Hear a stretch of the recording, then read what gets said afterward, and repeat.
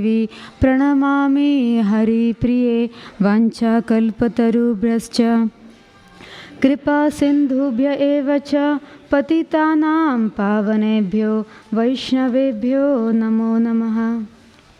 जय श्री कृष्ण चैतन्य प्रभु नित्यानंद श्री अद्वैत गदाधर श्रीवासादि गौर भक्त वृंद हरे Krishna Krishna Krishna Hare Hare Hare Ram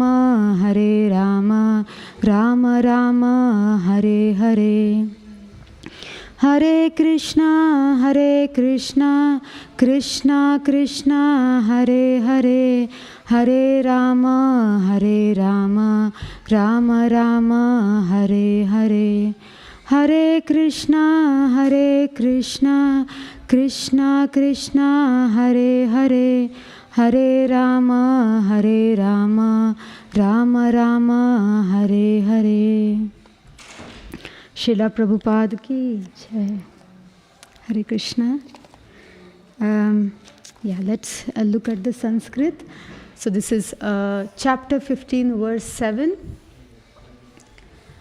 So the Sanskrit goes like this. Mamayvamsho jiva loke jiva bhuta sanatanaha manashashtani indriyani prakriti stani karshati.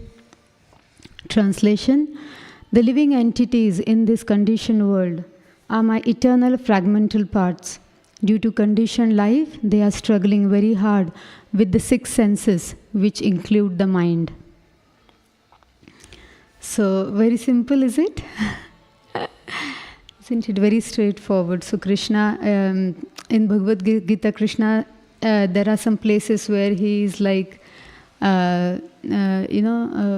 very straight, and he's like, this is what you should be doing.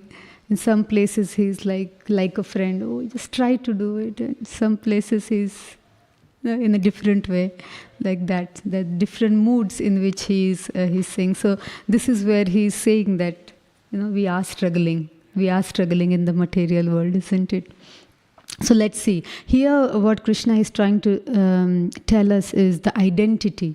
Our identity, isn't it? So even in the material aspect, if we get a new thing, maybe a washing machine or a mic or a music system, new, then what do? First we try and look how do we use it, isn't it? So first we try to look for the user manual. How do you connect the wires? How do you use the system? And what to do and what not to do, so we don't end up damaging it. But unfortunately, this whole life, this body and this mind, how we use, we never think about it. And we just somehow go along the life, like navigating. This is the user's manual, actually, isn't it? Bhagavad Gita is a user's manual. So this is which should be used to understand how we should conduct ourselves. So this is a beautiful verse where Krishna is telling us who we are and then how we understand him and then how should we operate. So if washing machine is used for cleaning dishes, it will break, isn't it? So because it's not meant for that, it is meant for something else. So what we are meant for, if we do that, then there is no struggle. If we do something else, then there will be struggle and we will suffer. That's karshati, the last Sanskrit word in this word. Karshati means struggle. We will struggle when we get entangled in the material aspects and don't understand the laws very well, like that. So let's try and see how we can understand. So just to give an overview of where we are exactly in the journey of Bhagavad Gita, if you're not following the classes. So we have 18 chapters in Bhagavad Gita. And there are three main parts if we want to just have a bird's eye view of what Bhagavad Gita is. So there are three parts of Bhagavad Gita. The first part, the first 6 chapters are the yoga of action, the karma. So karma yoga, that's the first 6 chapters. So where Krishna is explaining how do we operate in this material world, what you should do, what you should not do. So that's the first 6 chapters. So we also call it yoga of success. How do we operate here? How do we conduct ourselves? And how do we navigate through this? And then in the middle 6 chapters, it is called Bhakti Yoga. So this is where so with yoga of love, how do we connect with divinity? This is where the chapter names are like the most confidential knowledge, like that. So where Krishna is really giving the confidential knowledge and the confidential aspects about him in these middle chapters of 6 chapters of Bhakti Yoga. And the last 6 chapters where we are now, from 13 to 18, this is where Krishna talks about wisdom. So we call it Yoga of Wisdom or Jnana Yoga. So we always say that Bhakti Yoga is most important, and we would understand that if Bhakti Yoga is most important and he has already spoken about Bhakti Yoga in middle 6 chapters, then why did he go to wisdom? Why he had to speak about wisdom later on? Why Gyan when Bhakti is everything?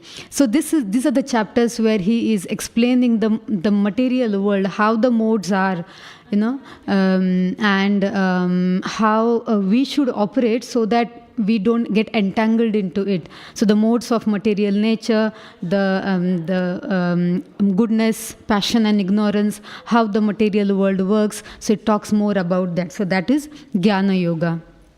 So in first chapter, Krishna doesn't speak anything much. In second chapters, that's when he gives summary of the entire Bhagavad Gita, and then he gives answers to Arjun's questions all across from chapter 2 to 17ish, and then in 18 again he summarizes everything. So that way Bhagavad Gita is structured. So just to understand where we are exactly. So now we are in 15th chapter where he has started explaining the wisdom. The Jnana Yoga has started in 13th chapter, and he has explained about the modes, and now he has entered into the Purushottama Yoga. So he's mainly talking about mind and how, and Arjun is saying that, oh my God, I'm not able to control my mind, and this is Arjun. This is Sabyasachi. So Sabyasachi is, we call him Sabyasachi because he can, like we are right-handed or left-handed. He's both.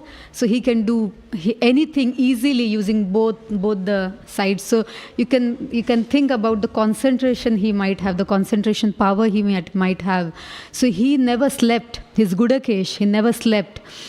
Because he had a fear that if I sleep and my teacher is teaching something, then I'll miss it. So he used to sit outside his teachers, whether his teacher used to, Duryodhan, Dronacharya used to, Acharya used to live outside his kutia. He used to sit over there all the time, that any time my Gurudev is out, I should have his association so that I can learn. So that was his attitude. So he never slept.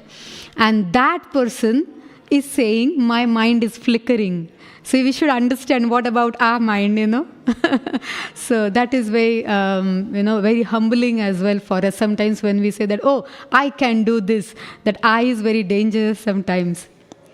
So, these few verses are where mind has been explained a little bit more, and then our identity is been explained, as here Krishna says, Mamai Vamsho Jiva Loke. So Mamai Vamsho means, Vamsho is Amsha. So Mamai means I. So you are my Ansha, part. So we are his parts. And then Jiva Loke, so Jiva, we are Jiva Tattva. That what he is explaining. Jiva Bhuta Sanatanaha. So what is Sanatan?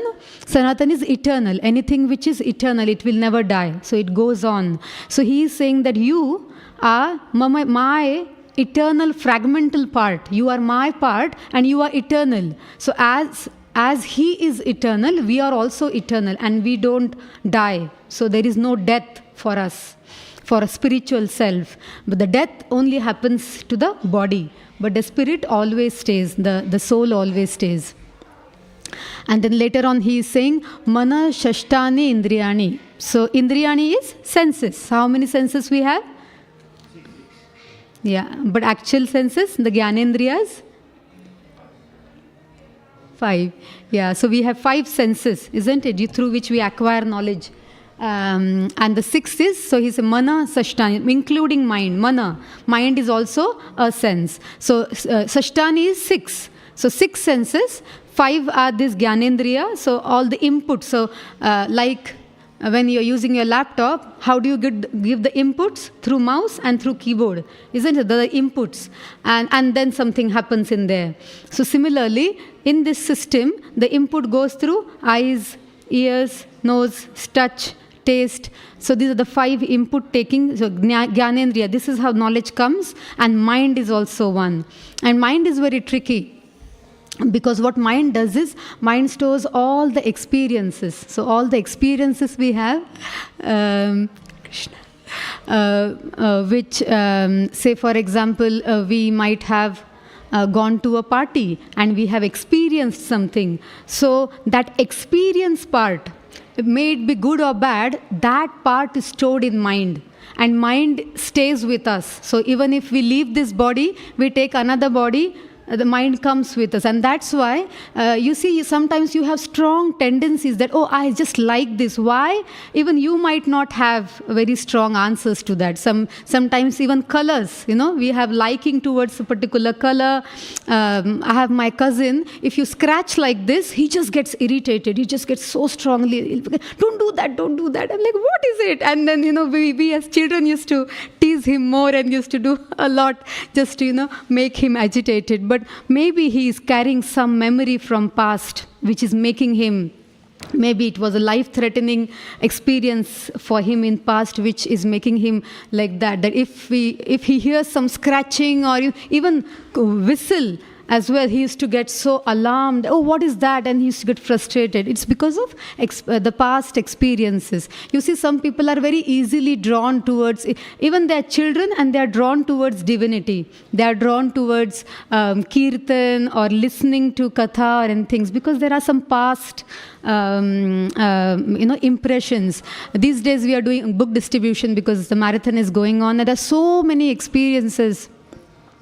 There was once when on a high street we were doing a book distribution, and this person, very young boy, foreign body, just came straight to the book table, took Bhagavad Gita, paid the donation and went off.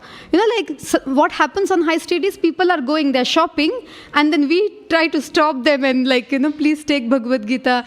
But this person actually came, and we were like, oh, he came only for this. He's like straight came to the table, and because we are looking out and that who should we catch now, like that. And he straight came to the table, took the book and went off. So there are these souls, they have their intention is clear. They come, they do this, and they just surprise us. And I'm like, oh my God, Krishna arranges things so well. And there's so many experiences where one person, I think it was just last week, when this person that Krishna came in my dream and he said, you should read Bhagavad Gita.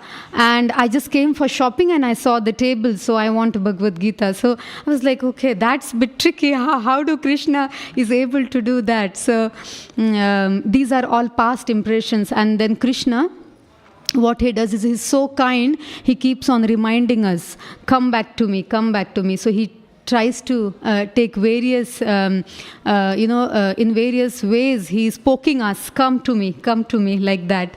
So, so let's look at a little bit of purport, and then maybe we can discuss more.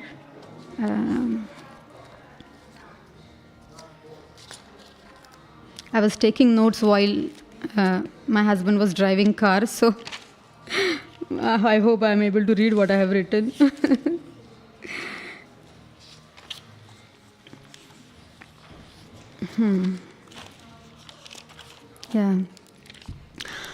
Yeah. So what is the important aspect of this particular verse is that it explains identity of living entity, and the identity of living entity is spiritual. So there are two aspects. There is material aspect, and then there is spiritual aspect. And whatever we do, whatever our inclinations are, where we work hard, that aspect grows, isn't it? If you work hard towards a particular business, the business grows, isn't it? So then that is the material aspect which would grow. So wherever we put our heart in, that would start growing. So that are our inclinations. And the other part would then, because it is like a seesaw, you see, you can't be like, oh, you should be balanced, so yes, we should be, but it is like a seesaw. If you try and do more of focus more on material, then the spiritual would go down automatically. And if you focus more on spiritual, automatically the material what do you say, our choices or the inclinations, they would naturally, all the bad habits would naturally go down. So that is something which would naturally happen, because the natures are like that. So here, so as we discussed, Mamaya Vamsho is, Krishna is saying, you are my fragmental part. Unfortunately, in the world, you would, because I'm sure, because you're on spirit, you are sitting over here in the temple, you could be doing so many things on a Saturday eve. As Christmas is coming, there are so many entertainment options, but you're sitting here, I'm sure you have some spiritual inclinations.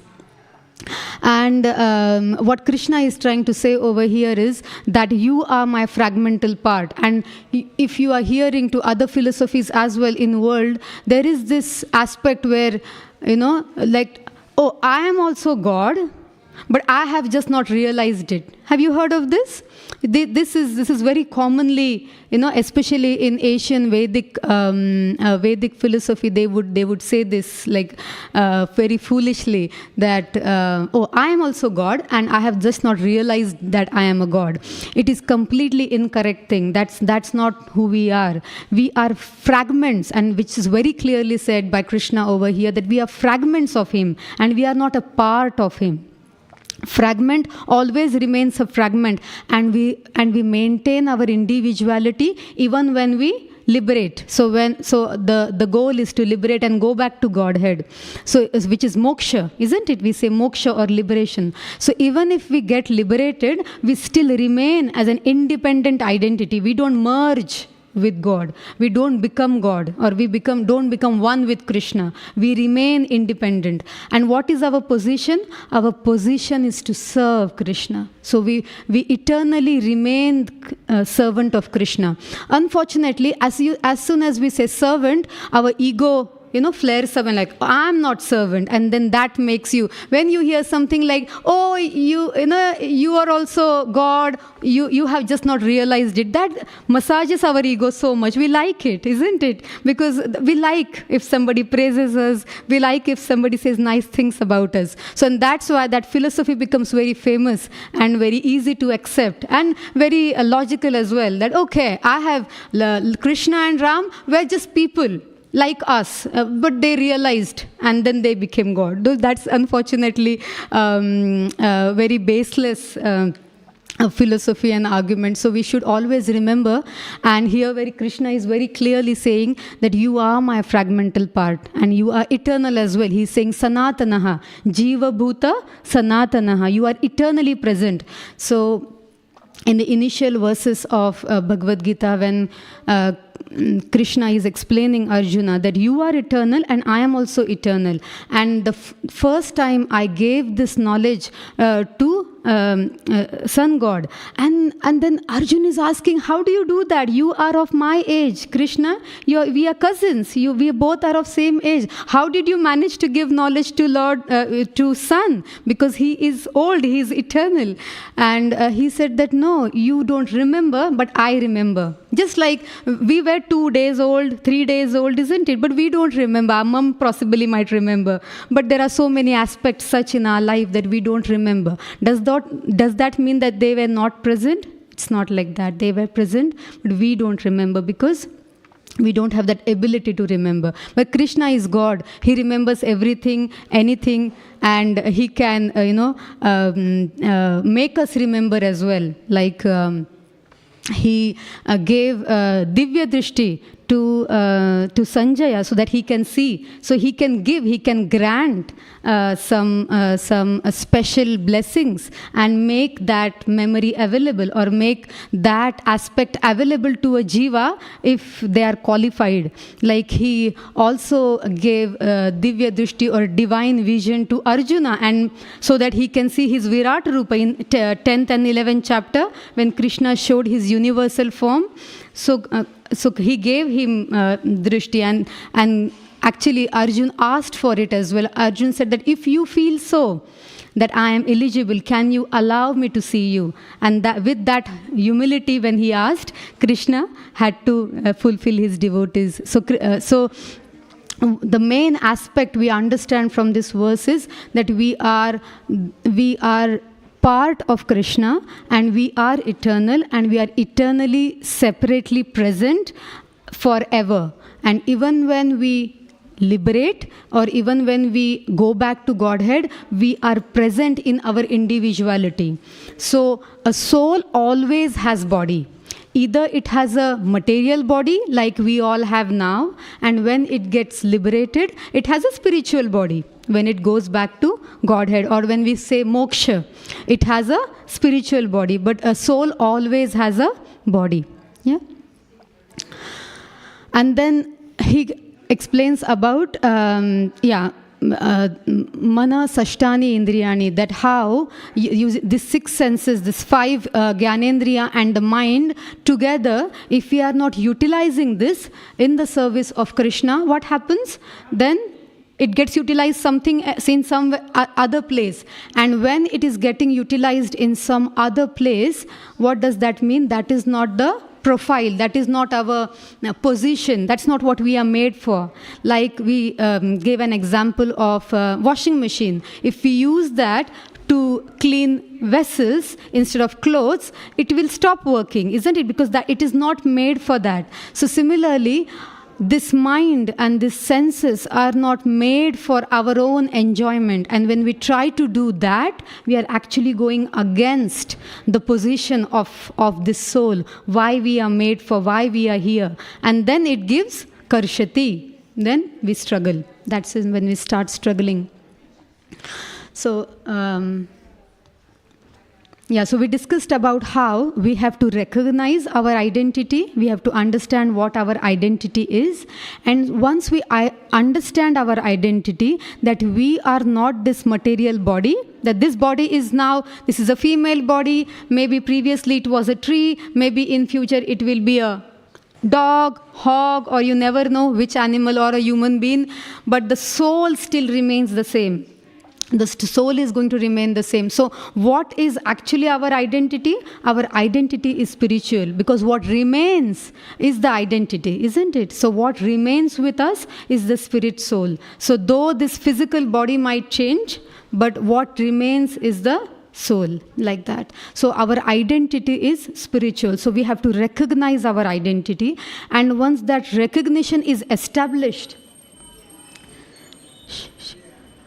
Radha Gokulananda ki, Sita Ram Lakshman Hanuman ki, Gaur Nitai ki. And once we have established our identity, our spiritual identity, then we have to channelize our activities as well. So when we have finally established that yes, we are not material, we are spiritual beings, then we have to also do activities in that direction, isn't it? When we have established we are spiritual, then still following up with material activities would be going against of the grain, isn't it? So what do we mean by spiritual activities? Spiritual activities include listening or chanting or understanding who we are, understanding the real quality of the self. And then once we understand the spiritual identity, then we have to engage ourselves in spiritual activities. And then what will happen? Spiritual activities will give rise to a spiritual identity. So that's how we would go back to our original self. And material activities will give rise to material identity. So we would come back again, isn't it? If we continue doing the material aspects of it, what would happen? We would take another birth, then another birth, because we have inclinations. I want to become a superstar. Okay, then one more birth. Okay, I have not become a superstar. Now this life, you have another, another aspiration. I want to become this and that. Then you keep on coming, and then we keep on taking birth again and again, because that is material inclinations or material aspirations. But when we have a spiritual aspiration, then we have a spiritual identity. What happens is we get a spiritual body, and then in that spiritual body we are eternally able to serve Krishna. We are able to serve Krishna. Because mind is temporary, and mind keeps on, nagging us towards do this and do that. But when we are able to fix mind onto who we are, then in that way, mind also starts thinking, feeling, and willing the spiritual aspect of our identity. Yeah. So here, then in further, Srila Prabhupada explains in the first part of the purport that according to the Vedic version, the Supreme Lord manifests and expands himself in innumerable expansions, of which the primary expansions are called Vishnu Tattva. So what are the primary expansions? Like Balaram, or Lord Ram, or the avatars like Narasimha avatar or Varaha avatar. These are all primary expansions or Vishnu Tattvas. They are as good as Lord. And the secondary expansions are living entities, which is we all, the trees, plants, and whatever living creature you see, these are all secondary expansions or separated expansions. And these separated expansions are Jiva Tattvas. So here in the shloka where it says Jiva Loka, it is this material world. And Jiva Bhuta Sanatana means he's talking about us, that we Jiva, we are eternal. He's talking about us.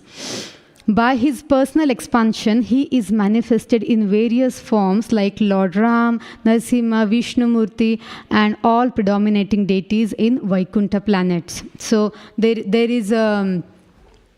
are Vaikuntha planets which are above the Brahmajyoti realm. Over there, all these manifestations are present. The separated expansions, which is us, the living entities, are eternal servitors. So this is our position. So this is who we really are. Like when we started our conversation, we said that when we have a new washing machine or a mobile phone or something like that, what we do first is we try to look at user's manual. How do you use this?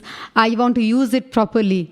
What is it made for? What all features it has? How, or maybe an oven? What can I cook in this?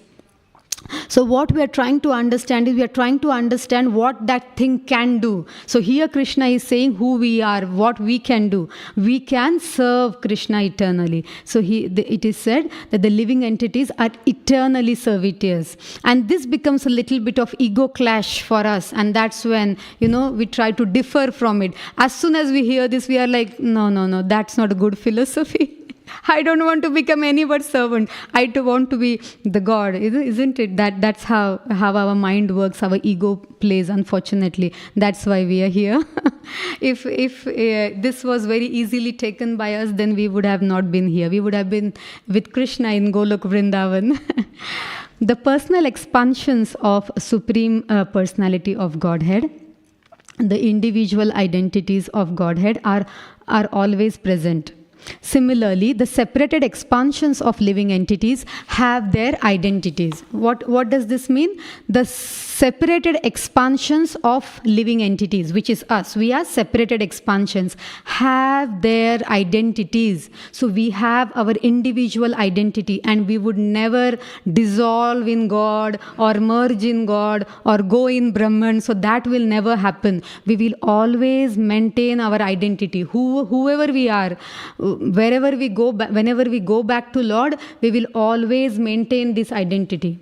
What we have to do in this life is we have to get rid of the extra which we have accumulated. What happens as a weight loss process? What they have to do? They have to just lose the extra weight. So we have to lose the impurities which we have, because we feel we are this body. I am a female. I am a mother. I am this and that. All the identities which we have got in this life, we stick to it, isn't it? And then somebody, if I'm a mother and somebody says anything to my child, I'm like inflamed, because I am so strongly identify myself with that personality of mine, that I am not able to see anything apart from that, and I just get inflamed. Or you get so proud when your child is doing well, like, oh my God, it's my child. So that me is my cover, is my identity. So there's so many masks we wear. So in this life, what we have to do is we have to take away all this mask. And then when we are able to do that, or able to look at all our relationships, that this soul is my child in this life, but that soul is also an eternal soul who is on its journey. Today she is my child, tomorrow she might be someone else or somewhere else. Just like in a river,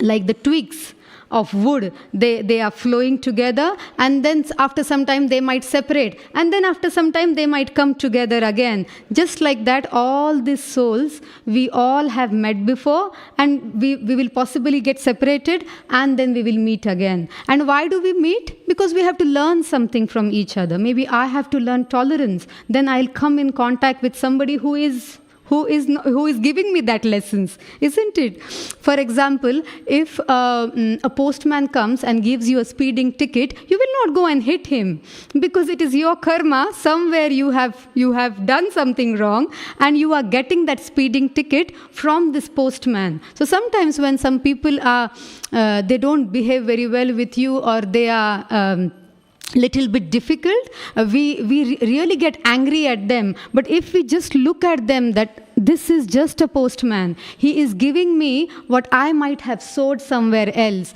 then the complete aspect of life changes. Then we are okay with anything and everything. Then we are so open that if this person is behaving nicely, wow, they are such a wonderful soul. If they are not behaving nicely, wow, what Krishna wants me to teach. Okay, maybe I have to be more patient. Maybe I have to be more tolerant. Maybe I have hurted this person somewhere in some life, and this is coming back to me again. So that way we become more richer in our analysis of situation, instead of becoming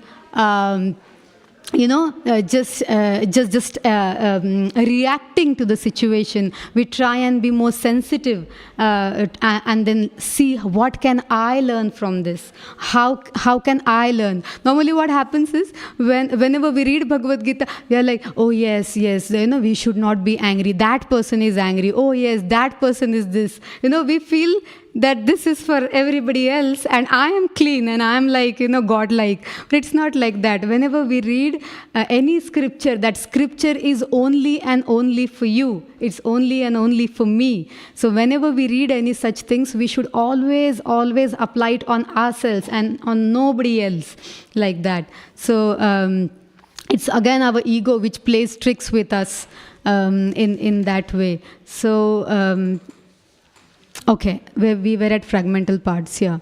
And then as the fragmental parts and parcels of Supreme Lord, the living entity also have fragmental portions of his qualities, of which independence is one. So this is very beautiful. You see, we have a little bit of independence. We can choose certain things, isn't it? We can choose what clothes we want to wear today. We can choose small aspects. Why is this? Because we have little bit of independence. Why we have independence? Because Krishna is Swarat. He's completely independent. He can do anything and everything. And so the qualities of father come in children, isn't it? If whatever qualities the parents have, they come in children. Similarly, all the qualities which Krishna has, little bit of it we also have within us. So that's why we are qualitatively same. So we are qualitatively same as Krishna and quantitatively different. Yeah, so we should remember this. Qualitatively same means what? The quality is same. He also has independence, you also have independence. But quantitatively different. Yeah, which means he is fully independent and we have little independence. So he is Vibhu, we are Anu. He is Sindhu, we are Bindu. So that is the difference between the Lord and the living entity. So he is full in the quality, but we have little bit. And that's why this concept of same and different at the same time is called Achintya Bheda Bhed Tattva. It's called Achintya. Achintya means inconceivable. You can't understand. Same and different at the same time. So qualitatively, we are same. So we understand quality.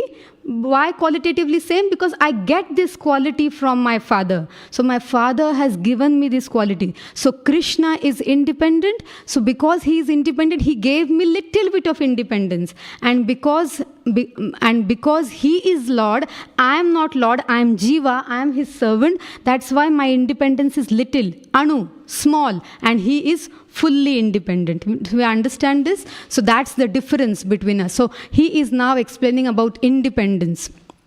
And, like a child who is always listening to his father and he does anything and everything what his father says. What happens to such relationship between a son and a father?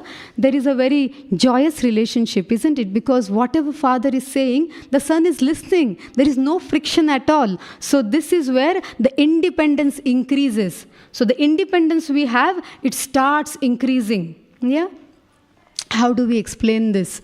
Okay, so maybe you are a father and you gave your child some money as a pocket money, and then your child wasted on something. Will you give pocket money again? No, or possibly you will reduce it. But your child is saving that money and possibly is planning to buy something or something useful. Then you see that and you are like, oh, that's good. And then you will continue to give that money to your child and possibly even you might increase it. So this is how the independence works. So when we are in alignment with the Lord, when we are in alignment with Krishna, our independence increases. Our free will increases. Yeah, so there is, when we say that, oh, everything is predestined, sab kuch likha hua hai, to what's the use of this life? Yeah, everything is written already. Then why should I, then people keep on reading. As soon as they get up in the morning, they'll search and look at their bhavishya. What is their astrology? What is written today?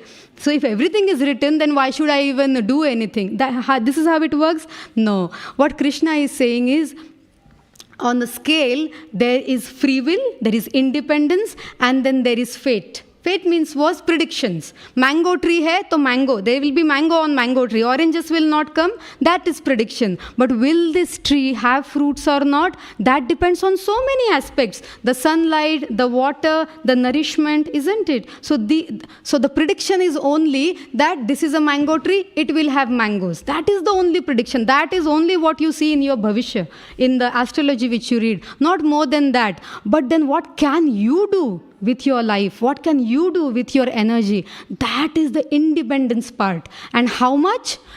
That you can expand based on how you operate, how you keep yourself, how your energies are flowing in sync with the energies of Lord. So when the energies of Lord are in sync with yours, you can get done so much more. You might have heard this. Krishna expands time. Have you heard when you are in devotees association, you would see that, oh, how can this person do so much more in the same amount of time?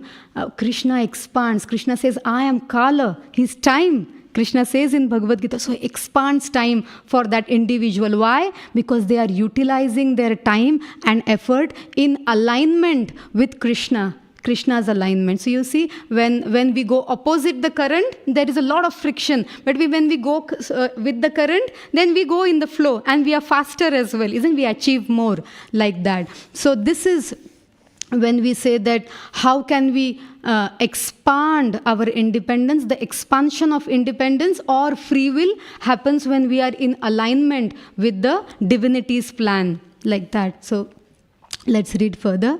By misuse of that independence, one becomes conditioned soul. Yeah. So what happens is one becomes conditioned soul. So, and by proper use of independence, he is always liberated. So liberation doesn't mean that, oh, when you are like gone, at the last few years of my life, I'll do some meditation and then I'll try to get liberation. So that's not how it works. You can be in this body, very much physically present, and still be liberated from inside. You can experience liberation in this life on this material earth as well. And how that is possible?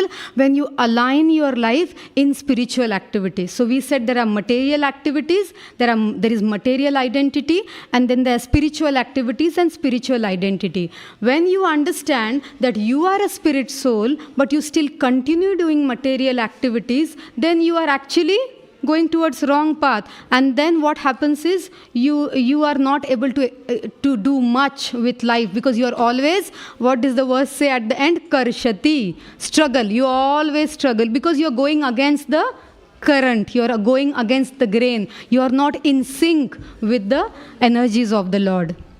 Yeah, we're going to be here for 15 minutes. Let's try and see how much we have left. Yes. So we were discussing about independence and how can we expand this independence, and how can we get more done and have more free will in our life. And how is that possible? That is possible when we utilize our independence, our little anu independence. So we said Lord is Swarat and He has full independence, and because we are children of Lord, that quality naturally comes to us because we are child, but it is little. We can expand it. How? When we are in sync with Him. But how can we be in sync with Lord? When we understand we are spiritual beings, and we have to do spiritual activities to exploit, or not exploit is the wrong word, to maximize our spiritual aspect of our life. Yeah. So and then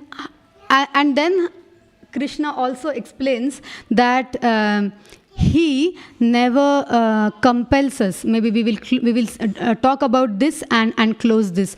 Krishna never compels us. He wouldn't force you to okay, you are eternal servitor, you are my eternal servitor, serve me. He wouldn't force you. Whatever you want to do, He will provide.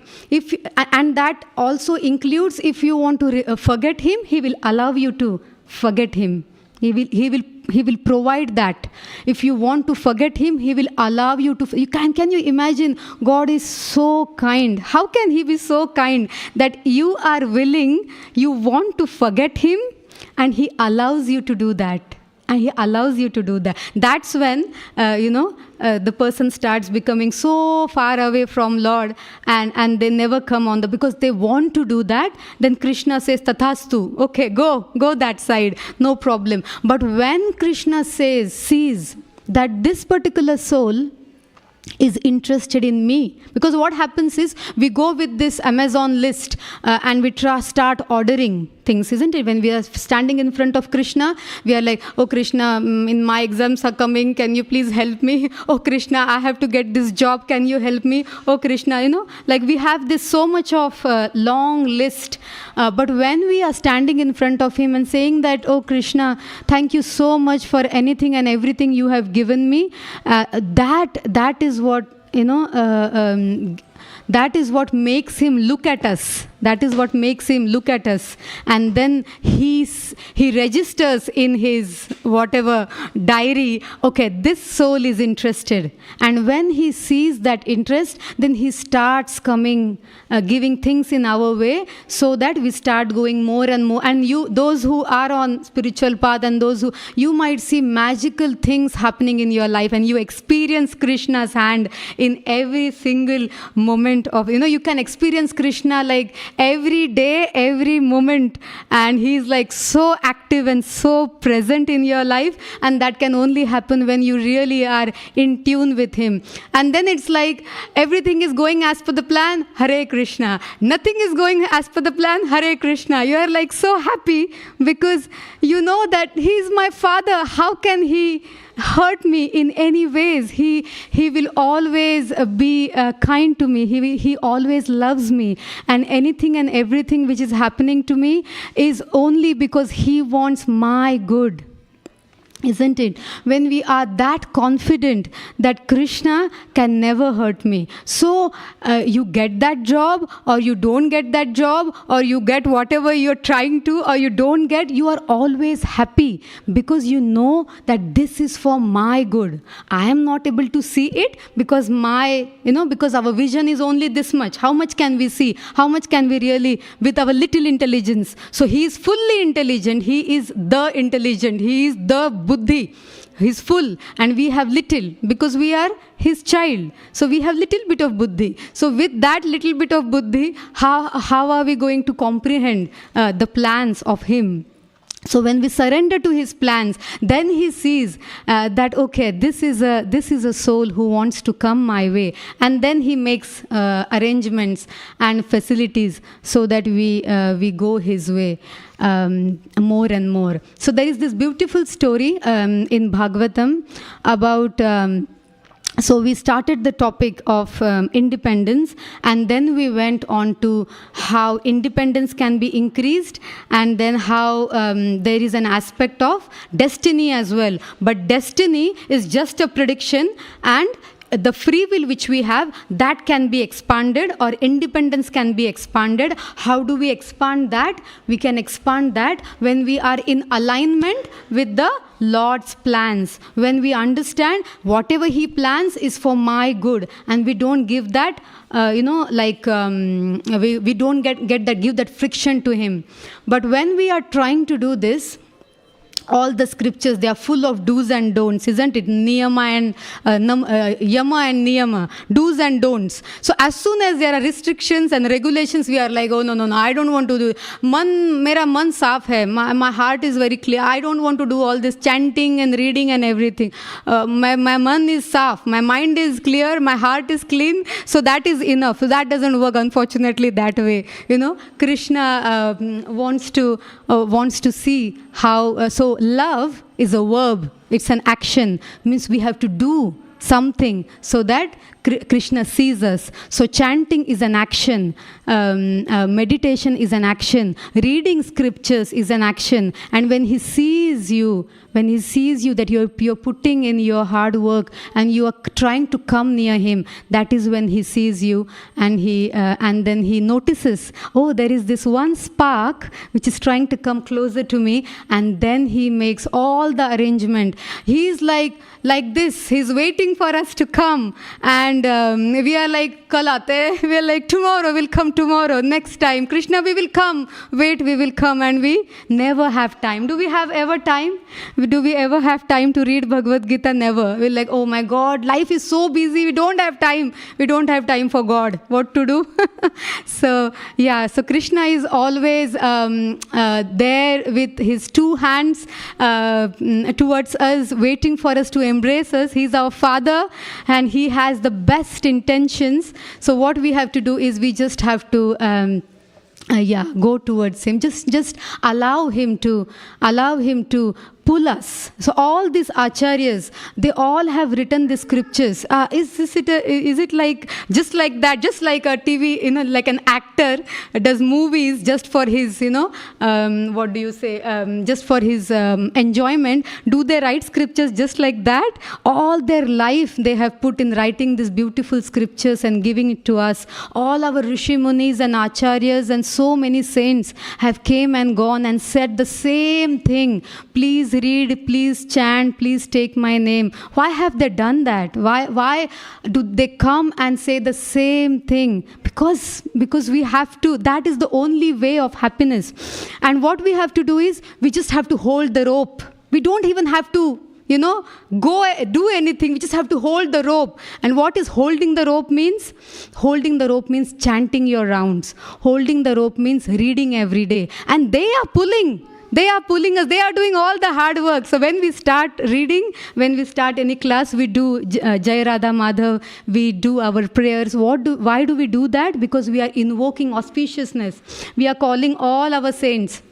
And we are asking them, please bless us so that we can have some nice discussions. And they are doing all the, we are like hanging on the cliff and we just have to hold on to this rope. And they are doing all the hard work. They are pulling us. So we just have to stick to this rope. We have to hold on.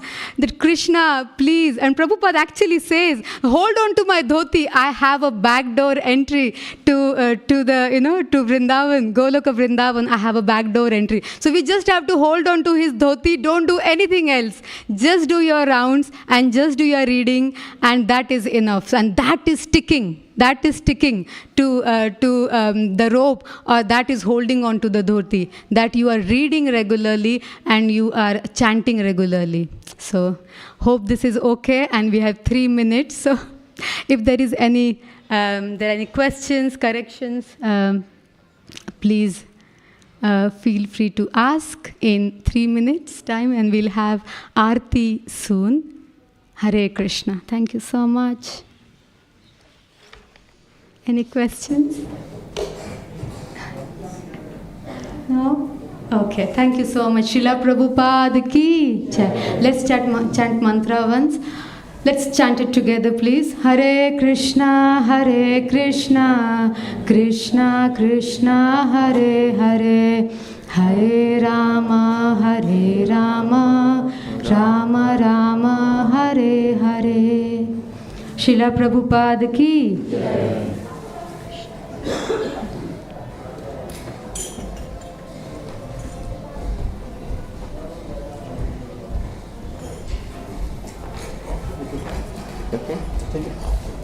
We do know how to put it on the we do know how to put it on the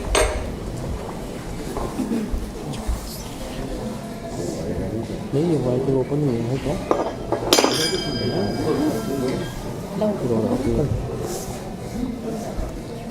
double click करनी पड़ेगी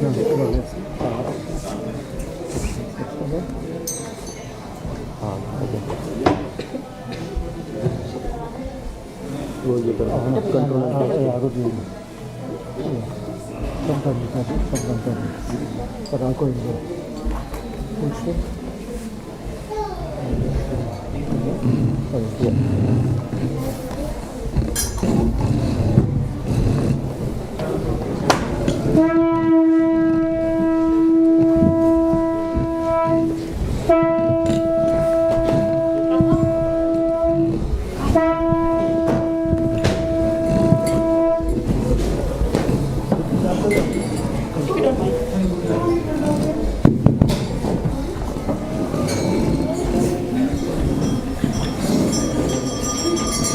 Shri Radha Gokulanand ki, Shri Sitaram Lakshman Hanuman ki, Shri Gauranitai ki, Srila Prabhupada ki.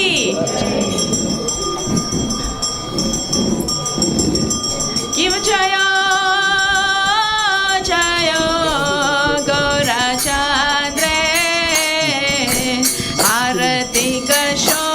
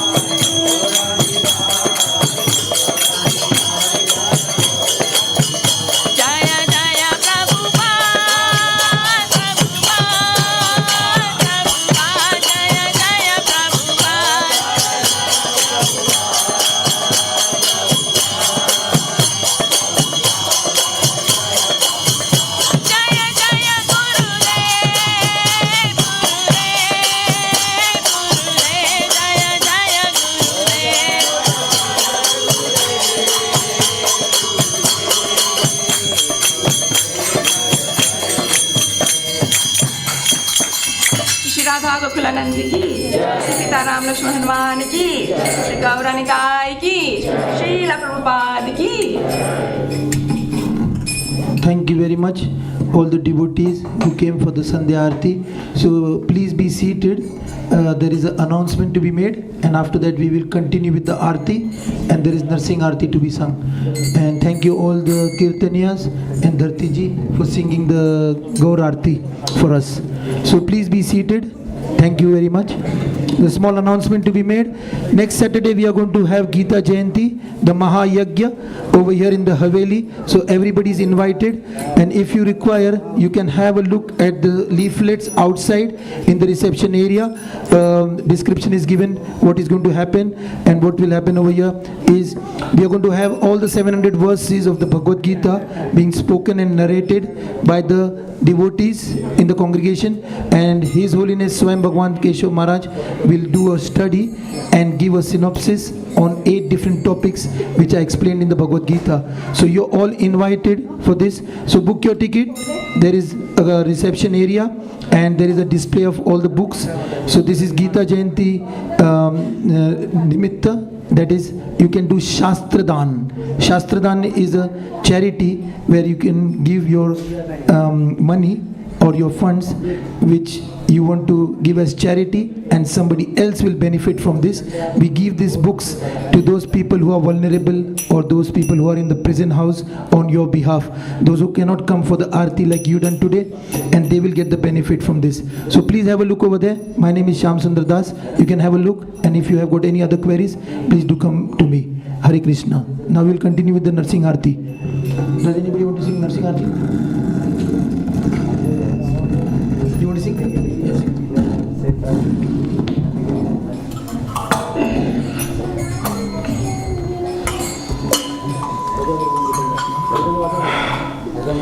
Namaste Narasimhaya.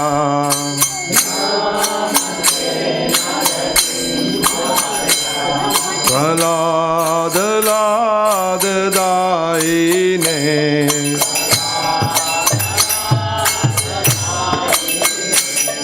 Hiranyakashi Purvakshaha.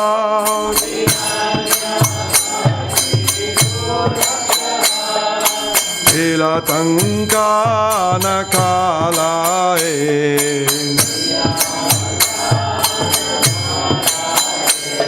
Ito nasimo parto nasimo.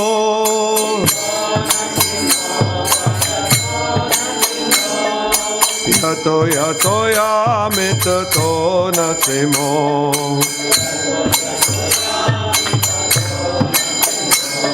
Mahe nasimo hridaye nasimo.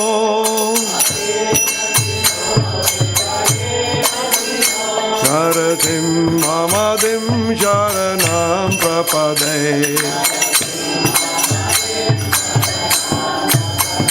Narasim mamadim sharanam prapade.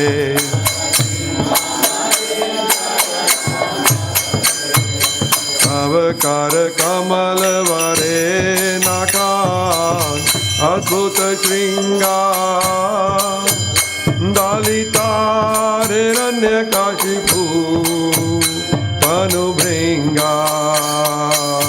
Keshavadita narahari rupa. Jai Jagadisha Hare. Jaya Jagadisha Hare. Jaya Jagadisha Hare. Avakar kamal vare nakan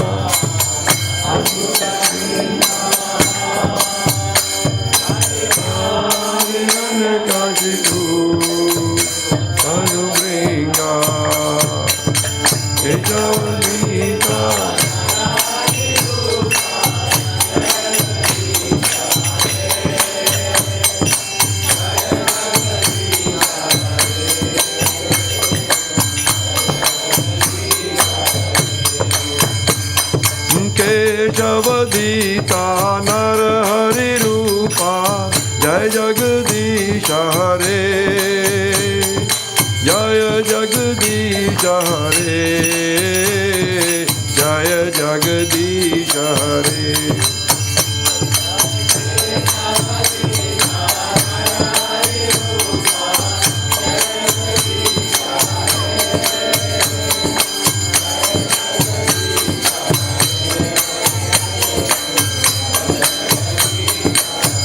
Jaya Narasimha Dev, Narasimha Dev, Narasimha Dev, Jaya Narasimha Dev.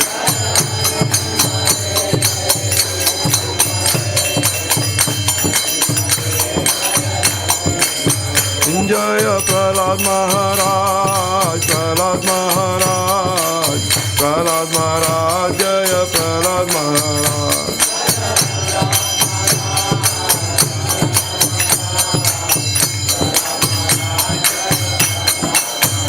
Jaya Jaya Narasimha Dev, Narasimha Dev, Narasimha Dev, Jaya Narasimha Dev.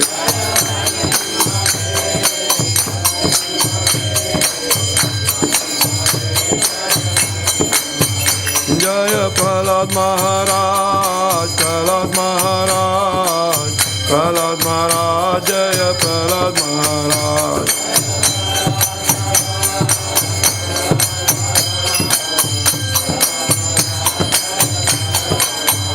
Jaya Jaya Prabhupada, Prabhupada, Prabhupada, Jaya Jaya Prabhupada.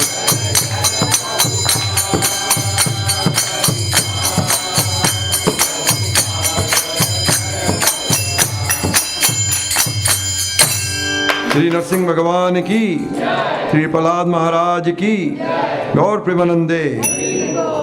Thank you very much for attending the Aarti. Prasadam is being served outside in the adjacent room, and the next Aarti will be at 9 o'clock. Thank you.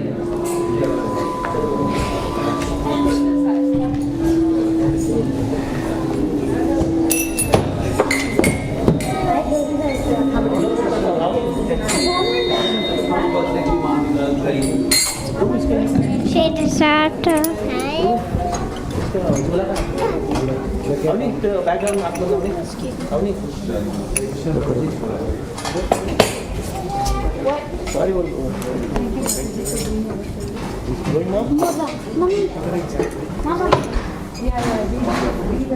Just the driver,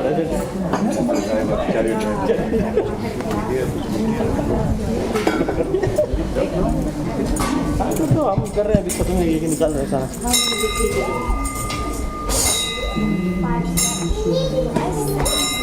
तो ये वो झोला हाँ ये वाली इसमें डालते हैं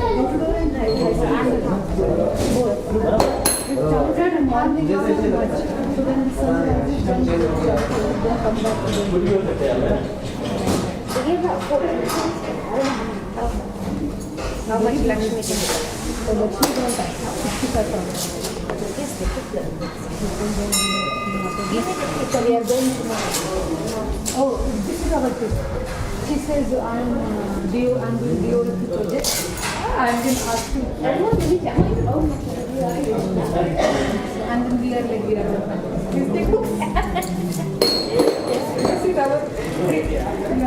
until the age is there, we will be like last year it was better than the face was innocent. Now growing up,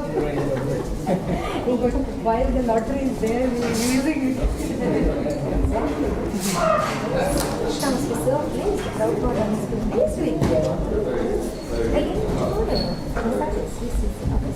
Tomorrow morning I'm not. Again tomorrow, Nikhil is coming.